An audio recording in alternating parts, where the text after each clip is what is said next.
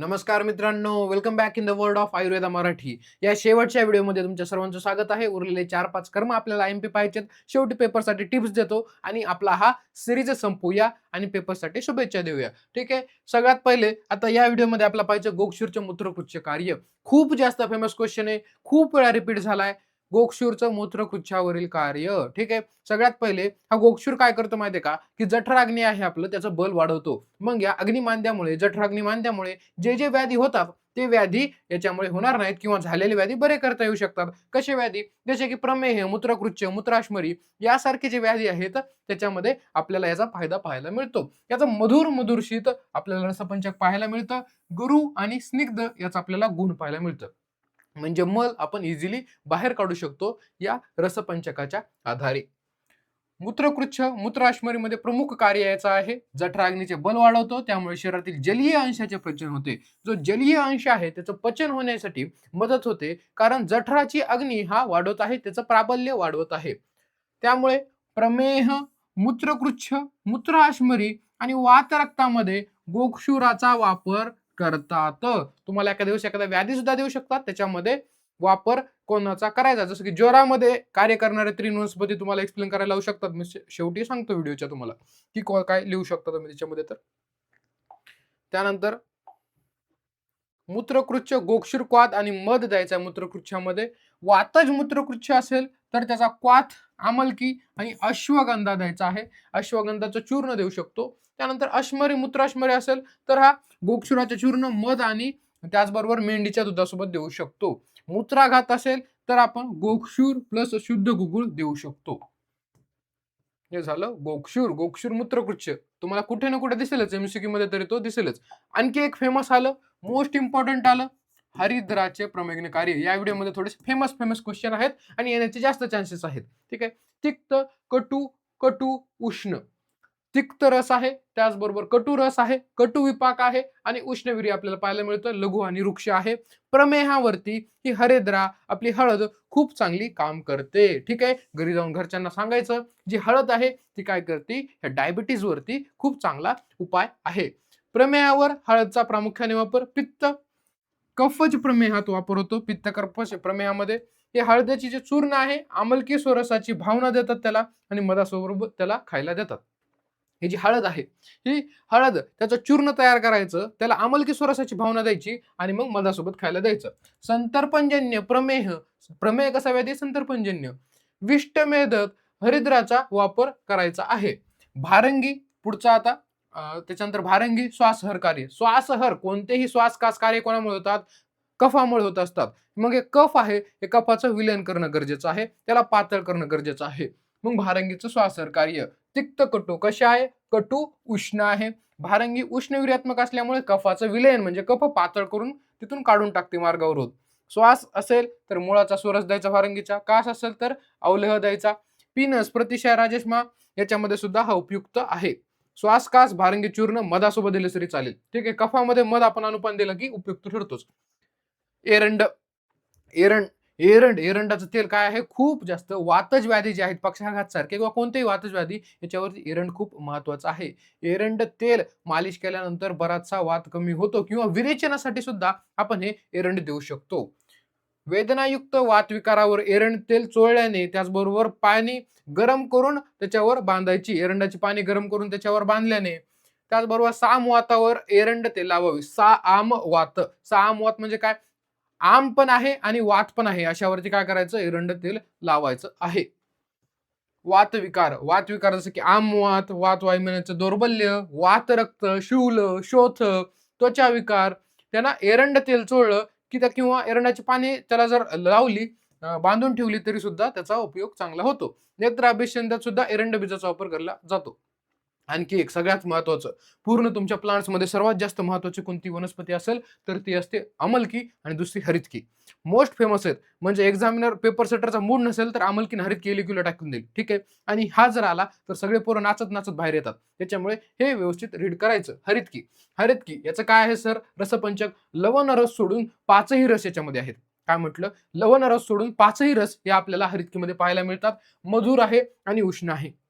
ठीक आहे, उष्ण आहे. मग हे रसायन कार्य कसं करणार सर उष्ण आहे? उष्ण आहे, हे जे स्रोतसामधले अवरोध आहेत, हे मोकळे करून देतो. म्हणजे आता इकडे आहे आपल्याकडे सोर्स आणि इकडे आपल्याला पोषण द्यायचंय. मध्ये येणारा जो मार्ग आहे, त्या मार्गामधले जे काही अडथळे आहेत, ते हरितकी काय करतं? हरितकी सगळा मार्ग साफ करून देतो, मार्गाचं शोधून करून देतो आणि पोषण चांगल्या प्रकारे व्हायला लागतं.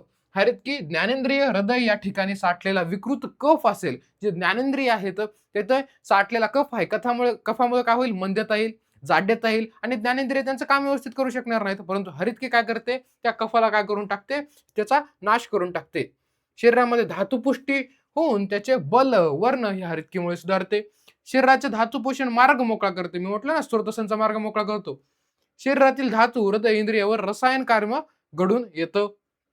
हरितकीचे सेवन, आता ऋतू हरितकी, most most most important concept. एसीक्यू याच्यावरती खूप खूप वेळा पडलाय, अनगिनत वेळा पडलेला आहे. ऋतू हरितकी, कोणत्या ऋतूमध्ये हरितकी कोणत्या अनुपानासोबत द्यायची आणि कोणत्या दोषामध्ये हरितकी कोणत्या अनुपानासोबत द्यायची, आताच समजून घ्या, लिहून घ्या, पुन्हा पुन्हा वाचा जाईपर्यंत ट्रिक करा, काही करा. शिशिर ऋतूमध्ये पिपळी सोबत द्यायची, वसंत ऋतूमध्ये मधासोबत द्यायची, ग्रीष्म ऋतूमध्ये गुळासोबत द्यायची, वर्षा ऋतूमध्ये सेंधवासोबत द्यायची, ठीक आहे. शरद ऋतूमध्ये साखरेसोबत द्यायची, हेमंत ऋतूमध्ये शुंठी सोबत द्यायची आहे. काही ट्रिक करा, तुम्हाला वाटेल ते मन लावा, परंतु हे लक्षात ठेवा. आता दोषानुसार वात रोग जर असेल तर आपल्याला तुपामध्ये भिजवून हरितकी द्यायची आहे. पित्त रोग असेल तर हरितकी ही साखरेसोबत द्यायची आहे. कफच का बरं? साखरमुळे पित्तशमन होतं म्हणून. आणि कफरोग हरितकी प्लस सेंधव द्यायचं आहे. कफरोगामध्ये काय करायचंय? हरितकी प्लस सेंधव देताना आपल्याला अनुपान देताना काळजी घ्यायची आहे. हरितकी हरितकी हे विचित्र प्रत्ययारब्ध द्रव्य आहे. का बरं सर? कारण कषाय रसात्मक आहे. कषाय रसात्मक आहे आणि याचा आपल्याला कटू विपाक अपेक्षित असतो, परंतु याचा विपाक काय आहे? मधुर आहे. हरितकेचा अपेक्षित विपाक काय आहे? कटू आहे, परंतु ऍक्च्युअली पाहायला गेलं तर याचा विपाक काय आहे? मधुर आहे आणि ही उष्ण अशी वनस्पती आहे. ठीक आहे. याच्यामध्ये 5 रस आहेत लवण सोडून. याचा विपाक मधुर आहे आणि उष्ण अशी आहे. उष्ण आहे म्हणून काय करते? मार्ग अवरोध दूर करते आणि पोषणाचा मार्ग मोकळा करते. अशा प्रकारे काय आहे? विचित्र प्रत्ययारब्ध द्रव्य आहेत. सर्वचे सर्व इम्पॉर्टंट प्लांट्सचे आपण काय केले? कर्म पार पाडलेले आहेत मित्रांनो. ठीक आहे. आता हा व्हिडिओ किती स्पीडमध्ये पाहायचा आहे, किती वेळा पाहायचे आहेत, हे पूर्ण 5 व्हिडिओ झालेले आहेत. कसे पाहिजेत हे तुमचं काम आहे, परंतु याच्यामधले तुम्हाला क्वेश्चन पेपरमध्ये मात्र 100% दिसणार आहेत. कॉन्फिडेंटली पेपर सोडवा, काहीच होणार नाहीये. शीतोष्ण पॅटर्न जो मी व्हिडिओ बनवलेले आहेत खूप छान एक्सप्लेन केलेले आहेत. कोणाचे तुम्ही पीडीएफ वाटले असतील नुसते तर त्याच्यात चुका असतात. मी जे व्हिडिओ बनवलेले आहेत ते जर तुम्ही पाहिले असेल तर मी एक्सप्लेन केलंय कुठे काय लिहायचं, ते जर तुम्ही पाहिले असेल तर तुम्ही कॉन्फिडंट होऊन पेपर लिहून या. सगळ्यात महत्वाचं, जर तुम्हाला लॅटिन नेम, फॅमिली नाव आणि रसपंचक एवढ्या जर गोष्टी पाठ झालेल्या असाल तर तुम्ही पेपरमध्ये फेलच होणार नाही, एवढी माझी गॅरंटी तुम्ही लक्षात ठेवायची आहे. मी पेपरची 2 महिन्याच्या आधी जी आम्ही स्ट्रॅटेजी बनवलेली होती त्याच्यात तुम्हाला एक चार्ट लिहून दिलेला होता की कोणत्या गोष्टी तुम्हाला डेली रीड करायच्या. त्याच्यात तुम्हाला मी लॅटिन नेम, फॅमिली नेम, रसपंचक, पर्याय नाव आणि त्याचे इम्पॉर्टंट कर्म हे तुम्हाला मी वारंवार वाचायला सांगितलेलं होतं, दररोज सकाळी वाचायला सांगितलेलं होतं. जर तुम्ही ते केलेलं असेल तर तुम्ही काहीच काळजी करायची गरज नाही. तुमचा पेपर खूप जास्त सोपा जाणार आहे. ऑलमोस्ट सगळ्या एसक्यू मध्ये, सगळ्या एलक्यू मध्ये तुम्हाला लॅटिन नेम, फॅमिली नेम विचारलं जाणार आहे. 5 मार्काचा प्रश्न आहे. लॅटिन नेम, फॅमिली नेम विचारलं, 1.5 ते 2 मार्क तुमचे पक्के होतात. त्याचं थोडंसं कर्म लिहिलं किंवा आपल्या शीतोष्ण पॅटर्न मधलं थोडंसं लिहिलं तर बऱ्यापैकी कव्हर होतो. आणि सर्वात महत्वाचं म्हणजे कोणताही एसक्यू येऊ द्या, आता तुम्हाला कर्म येऊ शकतं एखादं, समजा की तुम्हाला हरितकीचं रसायन कर्म, हरितकीचं रसायन कार्य सांगताना पहिले हरितकीचं लॅटिन नेम सांगायचं, फॅमिली नेम सांगायचं, हरितकीचं रसपंचक सांगायचं आणि त्याच्यानंतर त्याचं कर्म सांगायला चालू करायचं. मग त्या रसपंचकाला कोरिलेट होईल असं सुद्धा आपल्याला कर्म हळूहळू 1 पेज किंवा 1.5 पेज लिहिता येईल. ठीक आहे. अशा प्रकारे आपण ते आन्सर वाढू शकतो आणि सिस्टमॅटिक आपल्याला एक्झामिनरला कळूनही जाईल की याला लॅटिन नेम, फॅमिली नेम माहिती, रसपंचक माहिती. जर तुम्हाला ते पाठ नसेल तर खूप जास्त अवघड होणार आहे. रात आणखी पण आहे तुमच्याकडे रात्र. तुम्हाला काय करायचंय?